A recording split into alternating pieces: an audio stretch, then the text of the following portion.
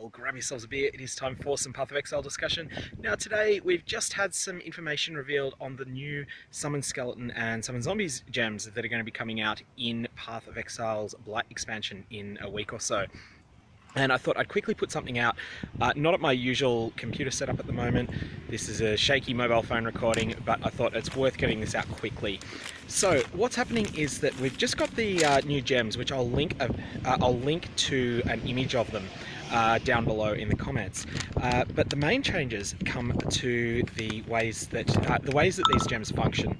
Fundamentally, they're still the same thing that they used to do. They just do it better. So for Summon Skeletons, there's been a couple of major changes. Firstly, it's going from costing 9 mana to 12 at level 12. Level 20. That's not a particularly tremendous change. Obviously, it's a slight decrease in power, but everything else more than makes up for it. And it's not like minion builds are generally tight on mana. The duration remains 20 seconds, no change. Cast time remains 500 milliseconds, but keep that in mind. The moment it's 500 milliseconds to cast it, but you only get one skeleton by default, that's changing to giving you 3. So you can think of it as being 167 milliseconds per skeleton that you summon, which is a considerable improvement in cast time.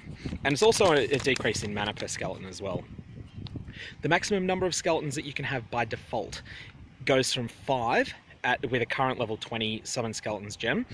In fact, that's not sensitive to the level at the moment on the current version of the game. That's increasing to 8, and that is going to be a big increase to the amount of damage that you can put out using skeletons. So you're doing more damage, and you're spending less time casting them. So the big thing is changing from summoning one skeleton at a time to summoning 3. This is already available in the game, and it's part of a node in the Necromancer ascendancy, the Bone Sculptor node, and that bonus is being moved to the gems so that you can play a skeleton summoner build that is not a Necromancer. You also have the From Dust unique jewel that currently exists in the game, which summons 2 more skeletons per cast. Basically, I don't know if that's still going to be available or if it's still going to do what it does now. We'll have to find out on that front. So if From Dust is still available, then this gives you the flexibility to, of course, to still use it, or just to put a different jewel in there and get the effect that you get now.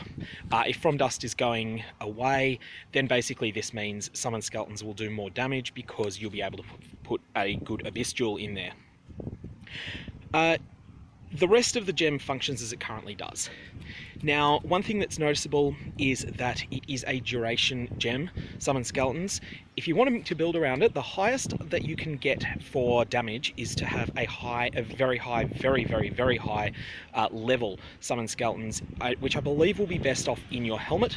If you get a helmet with the Necromancer's prefix, which is +3 to the level of socketed minion gems, only available on item level 86 and higher helmets, and also corrupt it to have the Vaal Corruption +2 to the level of socketed duration gems. This seems like it'll be the best option. Now, of course, whether fishing for that corruption is worth the risks inherent is going to be up to you. Of course, you're going to probably end up bricking a lot of helmets otherwise. My general plan for crafting Necromancer-themed items is to firstly enchant item level 86 helmets, and then when I naturally hit a minion themed enchant that's good, I will then craft it further with bound fossils. I expect that's not going to change in this league. Now, the other thing that changed was Summon Zombies, and Summon Zombies, if you've never played with the skill, Skeletons doesn't require you to consume a corpse, Zombies does. And Zombies remain 38 mana as they are now at level 20. The cap on the number of zombies you can have is going up from 3 to 7 default. That is, of course, a huge increase in the amount of damage that you can do. The amount of minion life that these zombies have is increasing considerably.